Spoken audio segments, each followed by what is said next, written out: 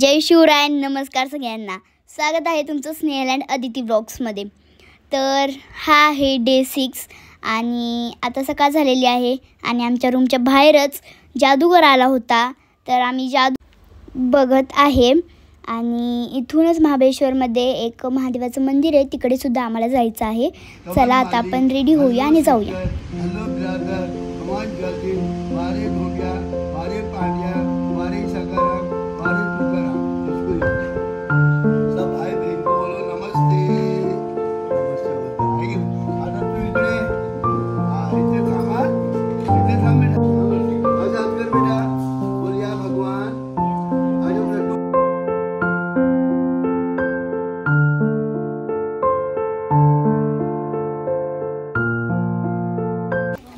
तर आता आम्ही महादेवाच्या मंदिरात पोचलो आहे आणि खालून मंदिर खूपच छान दिसते. चला आता आपण आतून पण बघूया आणि तुम्ही हा पुढचा व्लॉग कंटिन्यू करा.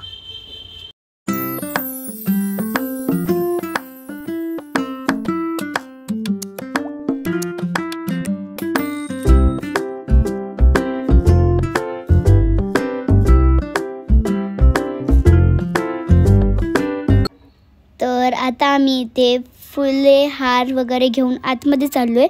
चला मग आता आपण जाऊया.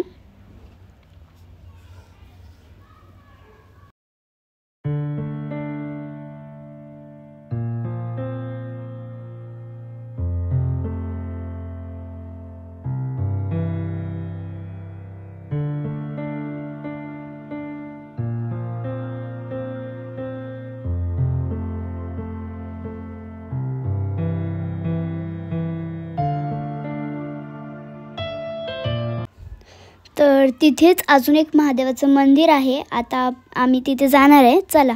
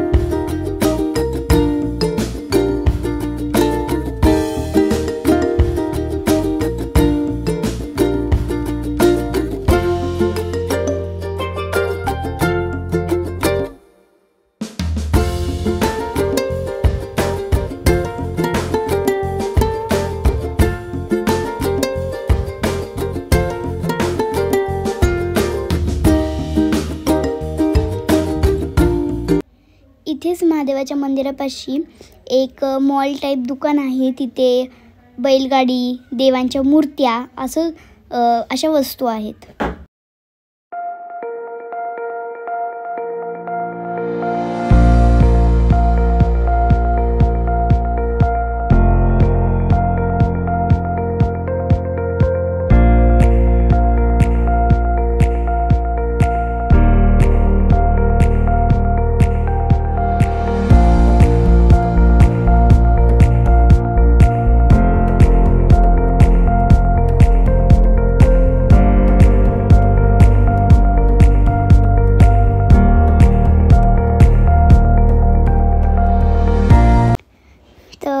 इथे आम्ही एका पॉईंटला आलो आहे. इथे आम्ही व्हिडिओ काढू शकलो नाही, पण आम्ही जेवढं शूट केलं आहे तेवढं टाकलेलं आहे. त्यानंतर आम्ही अजून एका पॉईंटला जाणार आहे, तो पण महाबळेश्वरमध्येच आहे. तुम्ही पण तिथे नक्की व्हिजिट करा. त्या पॉईंटचं नाव आहे टेबल पॉईंट.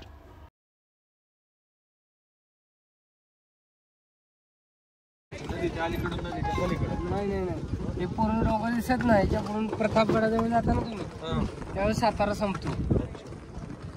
म्हणजे अजून हा 60 किलोमीटर साताऱ्याचे अजून रेंज आहे. सातारा लवकर संपतो. 30 किलोमीटर अंतरावर सातारा जिल्हा संपतो. पुणे जिल्हा चालू होतो. इथून खाली गेलं की रायगड जिल्हा आणि रत्नागिरीच्या दोन्हीच्या सीमेवर असणारा हे भाग आहे. सातारा डॅम आहे हा. जावळीचे पोरे, चंद्रराव मोरे, गद्दार मोरे म्हणतात ना ते समोरचे. खालून असा रोड गेला पिंगर गावला, 5 गाव आहे. हे काय हे तुला वगैरे असं करतो. चल हट हट. हे बघा वेगवेगळे पातळ आहेत. 3, 4, 5 शेवटपर्यंत.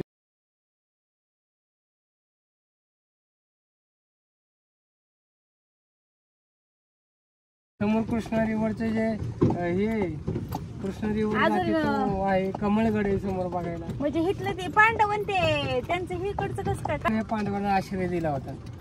विभिन्न भागात तुम्हाला पांडवगड सुद्धा आहे तिथे पाहायला. त्यांचं कुंती मातेचं मंदिर आहे. फेब्रुवारी महिन्यात त्या कुंती मातेची यात्रा असते त्या गावची. त्या पांडवगड असल्यामुळे त्या गावाला पांडेवाडी नाव देण्यात आले. इथून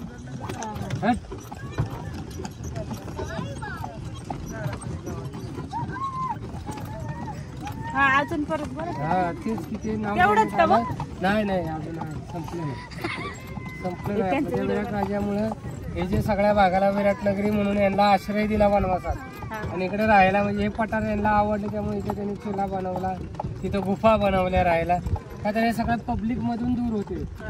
ज्यावेळेस तिथं सोनबाई नावाची देवी येता येत नसेल जास्त लोकांना. नाही पहिले साठ्यापुढे तर वाघ जनावर. आता सगळं पब्लिक चारीपासून झाल्यामुळे इथं लाईट झाल्यामुळे आता जंगली जनावर येत नाही. तिथे लाईटिंग आहे ना वर सगळी. आता लाईट बसवली यावर. हे सगळं जे दिसतंय ना सगळं राजाच्या राज्यात त्यांना एक काय खाली आधी सोनबाई देवी कोंबडा म्हणून ओरडली म्हणून त्या कृष्णा नदीचा प्रवाह इकडून बदलून काढणार होते त्या डोंगरावर. म्हणून तिथून जे गायब झाले ते इकडे झाले. पहिले त्या पलीकडच्या डोंगर. तर आता आम्ही केवपाशी पोचलेलो आहे. इथून खाली आपल्याला केवमध्ये जायचं आहे. चला.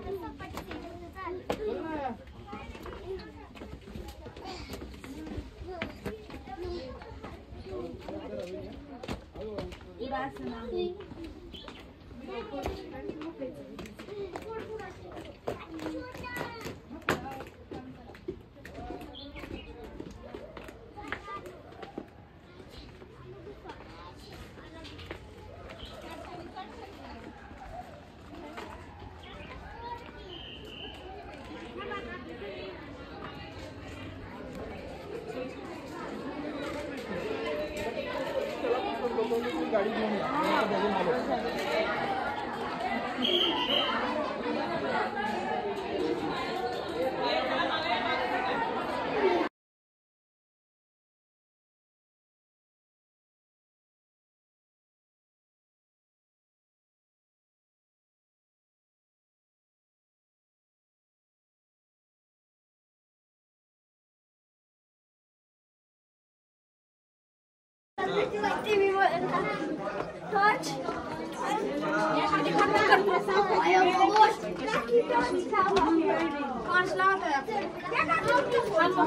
टायगर असतात का? आता आम्ही त्या केव्हमधून बाहेर आलो. आता आम्ही चाललो दुसऱ्या केव्हला, म्हणजेच टायगर केव्हला. हळूहळू ये रे, पटपट.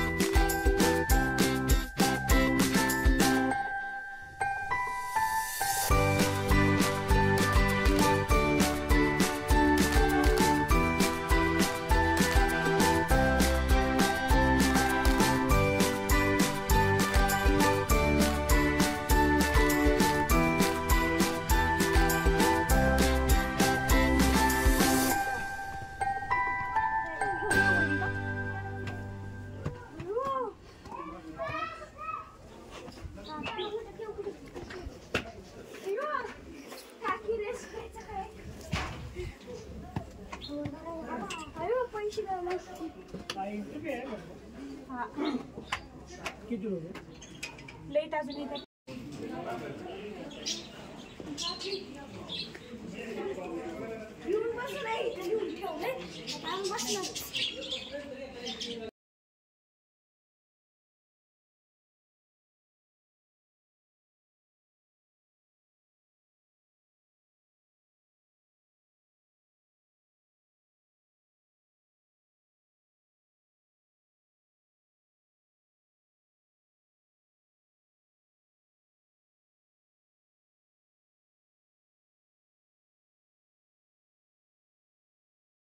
थोडा वेळ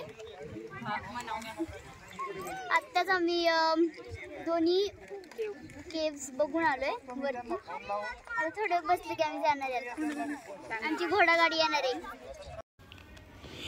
फायनली तो क्षण आलेला आहे जो आम्हाला नको होता. फायनली इथे ट्रिपचा एंड झालेला आहे आणि कोणालाच घरी जावं वाटत नव्हतं, पण जावं लागतं. आणि जर कोणी डे 1 to डे 6पर्यंत ब्लॉग्स बघितले नसतील ट्रिपचे तर ते नक्की बघा तुम्ही आणि मला कमेंटमध्ये सांगा कसे आहेत आणि आपण पुढची ट्रिप कुठे काढायची तेही मला कमेंटमध्ये नक्की सांगा. आणि जर तुम्हाला हा आजचा व्हिडिओ आवडला असेल तर लाईक करा, शेअर करा, सबस्क्राईब करा. तर भेटूया पुढच्या व्लॉगमध्ये. तोपर्यंत बाय.